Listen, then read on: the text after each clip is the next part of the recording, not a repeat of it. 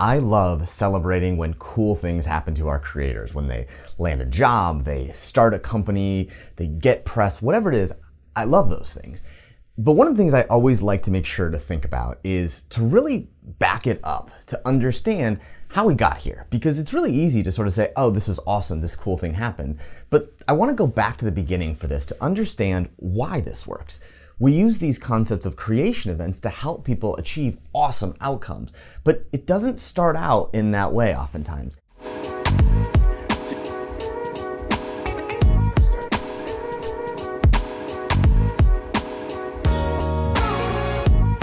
Hi, my name is Hoffman Smith, and I'm the author of Her Big Idea. And so I want to share a quick story about Haley Smith.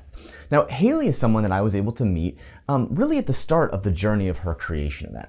Now, she just had an awesome week. She was featured in Forbes, in Entrepreneur magazine, and she was able to announce the launch of Her Big Idea Fund that corresponds with the book, Her Big Idea. She was at Brown University, very involved in entrepreneurship, involved in the next gen community. Now, when I met her, she came to me and said, hey, Eric, I have a book idea. I said, great, what's it about? Well, I definitely want to use Her Big Idea because my biggest thing is trying to help women think bigger. And I really want to use this to tell stories about how women can sort of be bigger, think bigger, and use these ways to really help more women attack the startup and innovation space. I said, great. Tell me why you're writing it. And she paused and looked at me and said, well, I want women to read this for Her Big Idea. I said, that's not the point. I want to know why you are writing it. Why are you doing this one? And again, she went back and said, well, I want to help women. I want them to sort of be able to read this and learn from it. I understand, and that's certainly going to happen, but I want to understand to think about this thing as a creation event, something that can help unlock more opportunities. And she paused and thought about it a little bit, and she said, well, I guess that I would like this to sort of be able to help more women start companies. Awesome, that's great. How do you think you would do that? Well, I would probably want to help them by kind of giving them talks and workshops. Awesome, that's great too. What else? Well, maybe I'd like to help them get access to funding.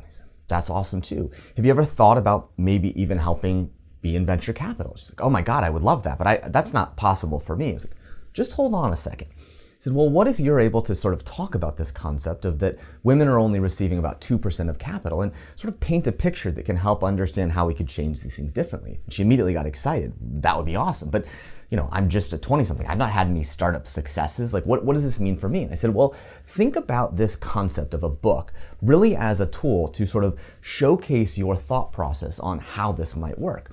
Use this tool as a way to influence people who are potential investors in a fund. These are people who are women themselves who want to get access to capital. Think of it as a tool that can influence those people to unlock opportunities. So figure out like, hey, my goal is to build a platform for women to get more access to venture capital, to get more access to startup resources, and to really help more women be able to succeed in the startup space. So that's the why. That's the why she's doing this. Then you go to the who. Well, who is going to be the one to get her there? Well, as we brainstormed, it's going to be women who are leaders in business. It's going to be people who are institutional investors who say, listen, I would like to fund more women.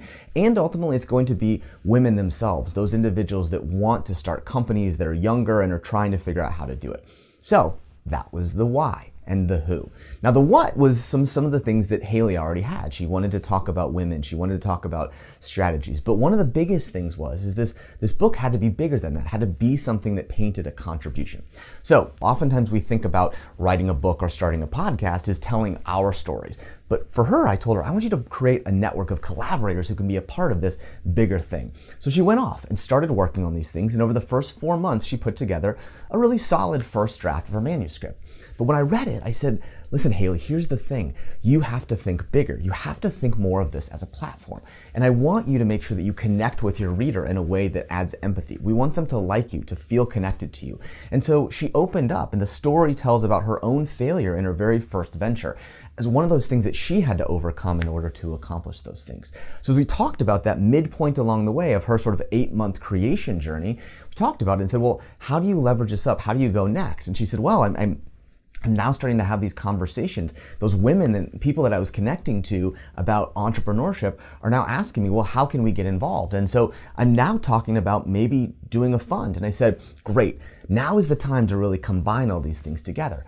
Haley is the author of Her Big Idea. and also is a partner from the Her Big Idea Fund, right? Is that what you want? And if that makes sense, then sort of stick those now, or something like that, blah blah blah ventures or whatever the hell it is.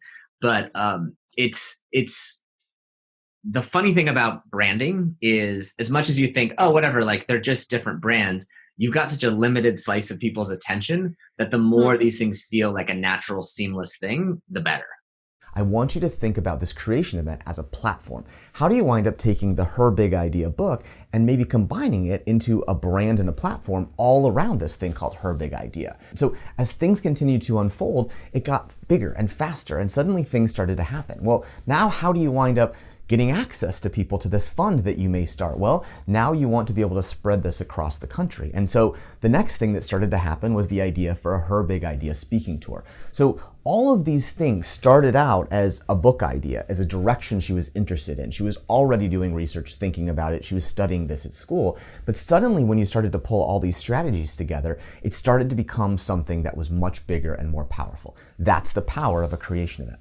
And so now, today, looking at this concept over the last few weeks, a book launch, a fund launch, a tour launch, all of these things, they look and you say, wow, gosh, Haley is just killing it. It's really clever. But the interesting thing to think about is it all started with a journey about 8 months ago. And that journey was something about kind of building a community of people, building a bigger message, building a contribution, and building an approach to pull something together that isn't something that's just a small book idea. It's something that is a movement. And that's the power of creation events. When we really invest something strategically, start at the beginning of what we want this to lead us to, and then take steps along the way to unlock opportunities, suddenly it looks massive. Now, I couldn't be prouder of all the cool things that happened to Haley. Everything just feels good. I feel like I'm, I don't know, in the right space, and I feel really aligned with everything I'm doing. But I have to admit, I'm not surprised. I'm not surprised because we set this construct in motion at the very start of her creation event journey. Now, it may seem like a long journey, 8 months, that's a long time to be working on it, but each of those disciplined steps along the way were really about unlocking these pieces, combining them in a way that now looks obvious and looks quite strategic.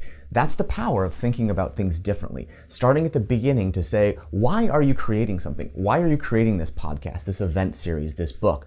Why are you doing it? And who do you want it to influence in order to get to that thing? That's the power of these constructs, is you want to use them as a way to not only help you achieve your bigger goal, but get the people around you that you're going to need to get there. And so as you think about your own creation event, really start with that why. Why am I willing to invest 8 to 10 months in sort of this thing to create something?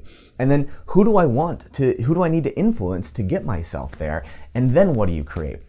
That's the power of the creation event. It really does unlock opportunities from a very focused, concentrated effort, but it starts at the beginning. It starts at the beginning with thinking about your strategy and then executing on it so that the end of the results do look pretty magical. Congrats, Haley, and congrats to all the creators.